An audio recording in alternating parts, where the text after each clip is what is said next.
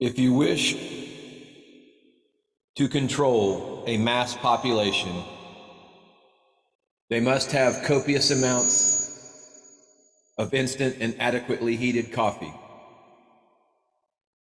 And beyond that, you have to disconnect them from the true knowledge of who they are and their own infinite potential to manifest their own destiny and control their own lives. Furthermore, you have to persuade them that they are insignificant and powerless, so they will live their lives in accordance with that. This is where religion has been one of the most effective weapons of the Illuminati and the reptilian bloodlines. It fills people with fear of a judgmental God and tells them that unless they believe that the truth of all that is can be found in one book or belief system, they are going to hell or will experience other extremely unpleasant consequences. They'll have a bad credit score. Ooh. Now, I have for your consideration, my dear and esteemed viewer, the Alpha Draconis star system. And you could orient yourself in your night sky with that information.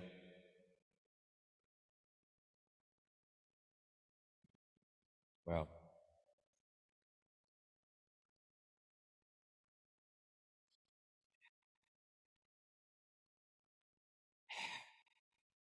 The reptilians Illuminati.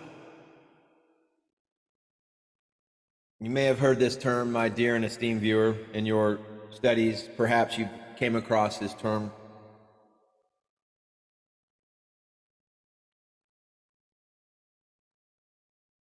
Illuminatus, from the Latin, is a name that refers to several groups, both historical and modern, both real and fictitious.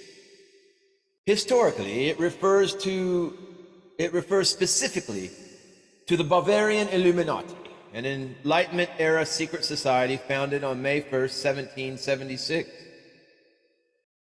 In modern times, it is also used to refer to a purported conspiratorial organization which acts as a shadowy power behind the throne, allegedly controlling world affairs through present-day governments and corporations, usually as a modern incarnation or continuation of the Bavarian Illuminati.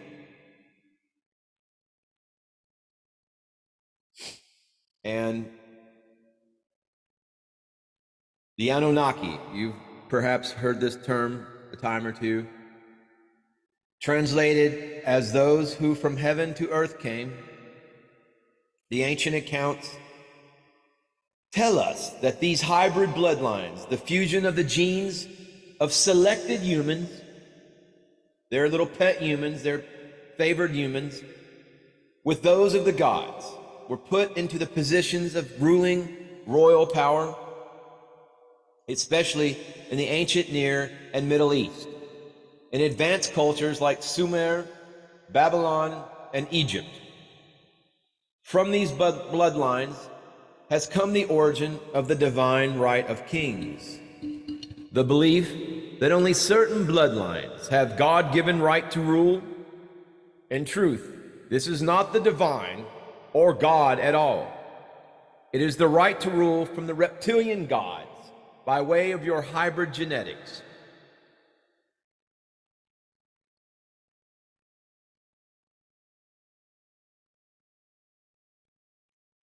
Now we have the Nephilim. Perhaps in your biblical studies you came across this term, the Nephilim.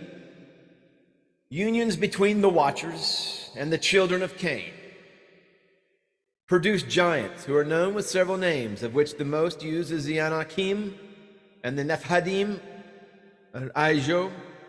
In Genesis 6, it states, there were giants. In Hebrew, the word is Nephilim. There were Nephilim in the earth in those days.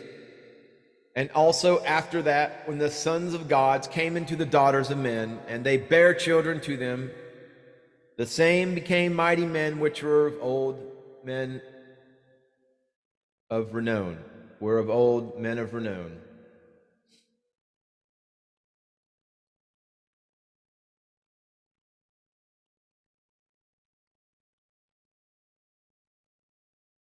And in the book of Enoch, chapter 6, it states, "And it came to pass, when the children of men had multiplied, that in those days were born unto them beautiful and comely daughters. And the angels, the children of the heaven, saw and lusted after them, and said to one another, Come, let us choose wives from among the children of men, and beget us children."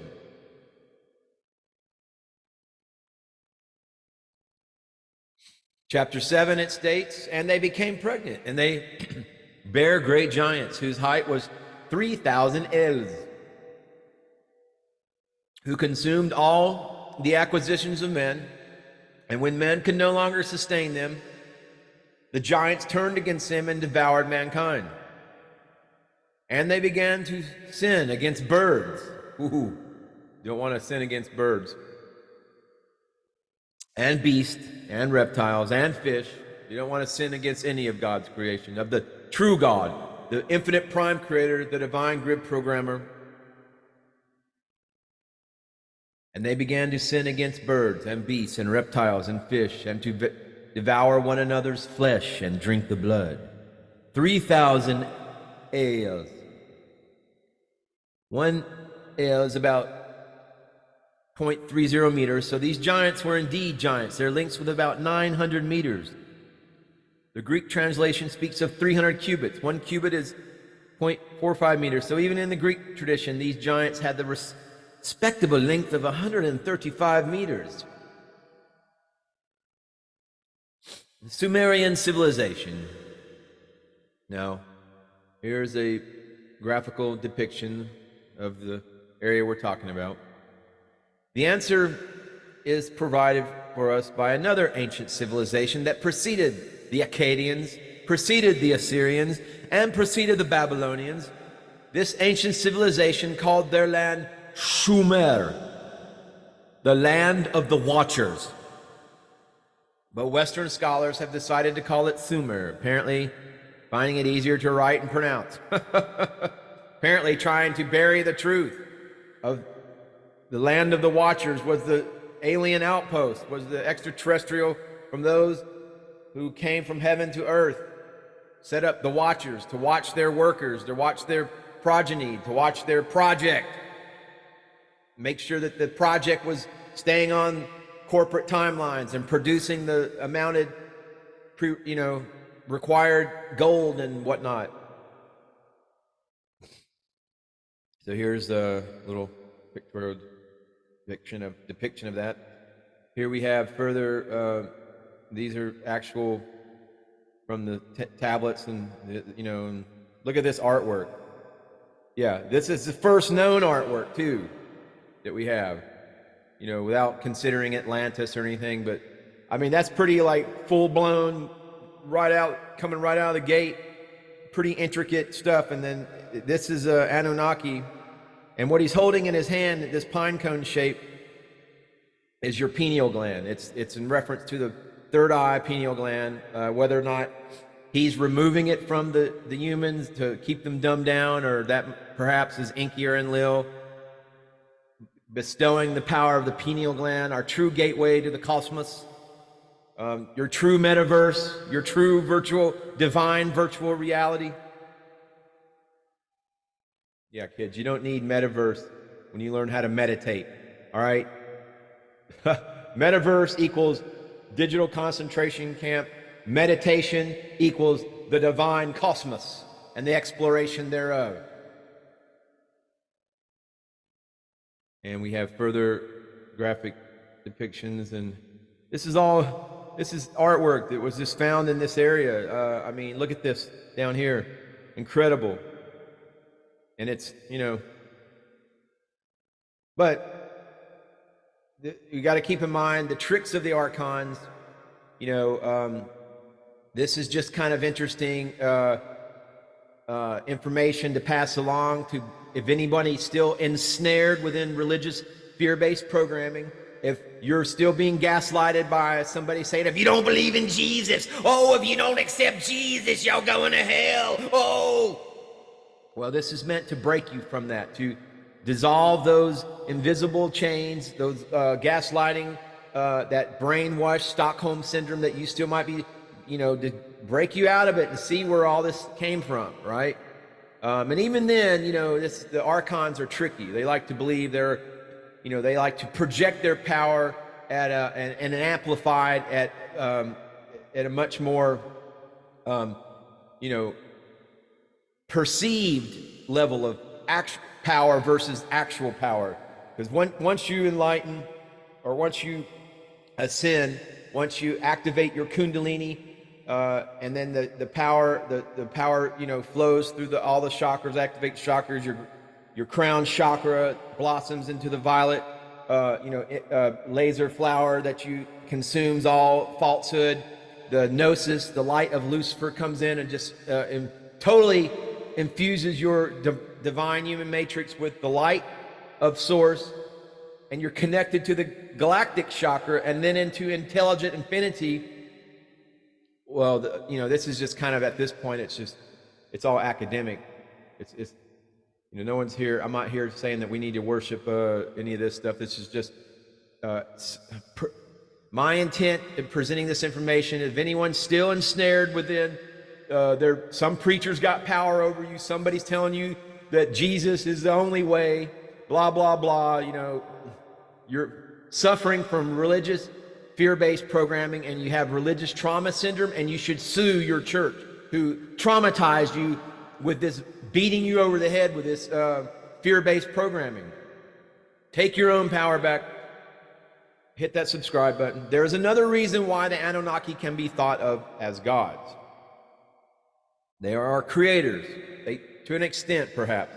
They're not the creators. They're not source, all right? They're just fifth-dimensional humans, or fifth-dimensional reptilian, sapient reptilians, that have more, development, more technology than when they found us, and now. But anyway, they are our creators. According to the Sumerian records, the Anunnaki first landed on Earth about 450,000 years ago, at which time the evolution of Earth was at the point of higher apes. The Anunnaki came to Earth not to play God, but for more practical reasons, to mine it for minerals for use on their home planet. Their hardship of mining work soon became too much for them, and they came to the idea of slave labor. Yes, slave labor, enter Homo sapien, right? And here we have Enki, the ruler of their home planet. Anu ordered his son Enki, who worked on the Earth mission as the chief genetic scientist, to create a new being, a slave worker, through genetic engineering. The result was Homo sapiens. All right. So we have a little bit more information. Adam and Eve did not eat any fruit. They made love. The Eden, the original Sumerian name for which the biblical Eden was derived. Okay. Enki, however, thwarted his plan by saving a group of humans led by one who came to be known as Noah. And this is kind of just a little bit poetic. There's more practical interpretations, symbolic interpretations of these myths in the Bible. Jesus spoke in parables. None of this information is really the kingdom of heaven. The kingdom of God is within. How do you see the face of God? You see the face of God through meditation, through living healthily, through living and treating your temple, your genetic vehicle, your container.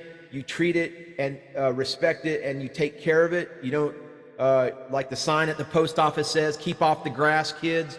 Leave street drugs alone. Leave all that stuff alone, unless it's like ayahuasca or psilocybin, shrooms and whatnot, shamanic kind of things that allow you on your journey. But even that's not necessary, unnecessary. It's just straight meditation. Once you learn how to manipulate the brain waves of your, your mind, your brain rather, and then that leads to states of ecstasy, and then all of it's hardwired within our divine human matrix, and then you begin to connect your crown chakra to the galactic chakra, and then you're traveling the omniverse. Okay, and you can do that all natural, but you have to take care of yourself. You have to, hydrate. You have to get sunlight. Download the new DNA codes that are coming. You activate all 12 strands of your DNA. Subscribe to this channel. It's all elementary stuff, but it all works. It all goes hand in hand.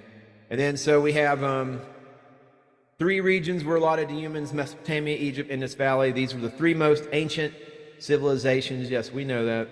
And to some extent, this, there's other truths to some of this stuff, but